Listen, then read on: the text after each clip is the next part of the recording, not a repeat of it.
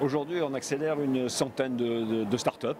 On en a intégré 140 à peu près, il en reste 100 qui tournent aujourd'hui. Bien sûr, il y a des gens qui meurent au fil de la route. Ça fait 5 ans qu'on a créé Pfactory.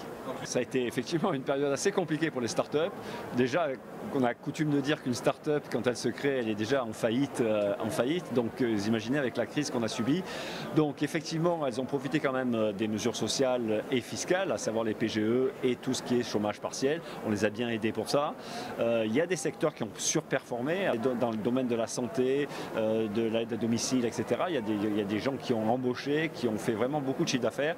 Et puis il y en a d'autres effectivement qui ont été précipités dans la chute malgré le PGE.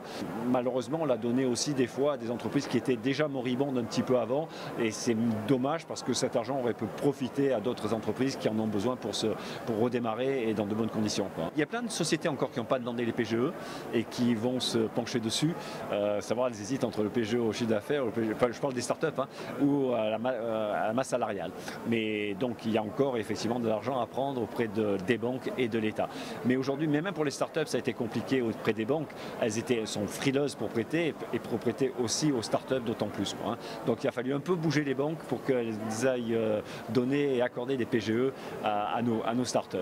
Je trouve que ce plan de relance, il tient la route, je le trouve bien. Bon, après, il va falloir, j'ai pas tous les chiffres en tête, mais je sais qu'il y a 7,1 milliards pour l'innovation, pour les startups, etc. Donc je crois qu'on a parlé tout à l'heure de mesures pour les fonds d'investissement aussi. Donc il y a des mesures intéressantes.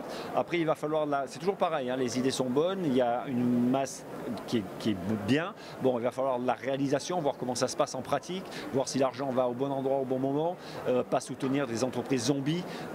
C'est-à-dire des entreprises, pour moi, les entreprises zombies, c'est des entreprises qui sont moribondes et toujours pareil, hein, il faut soutenir un peu les fleurons de notre économie, que ce soit dans différents secteurs.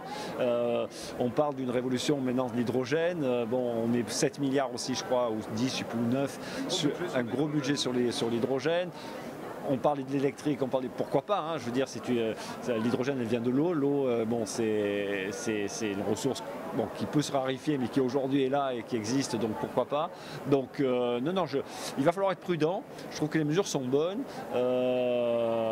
Il faut y aller, quoi. Le rôle aujourd'hui de Pfactory, c'est de faire en sorte qu'elle profite effectivement de toutes ces mesures et que ce soit les bonnes startups qui en profitent.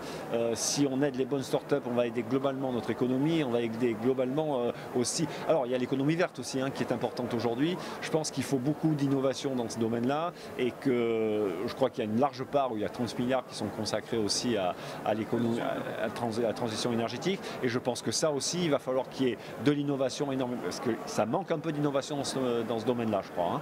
Donc il va falloir effectivement pousser les bonnes idées, mais qui soient réalisables. C'est toujours pareil, une bonne idée, il faut la réaliser, il faut qu'elle soit bonne et qu'elle apporte quelque chose à nos villes, à nos sociétés, à notre planète, quoi, en gros, hein.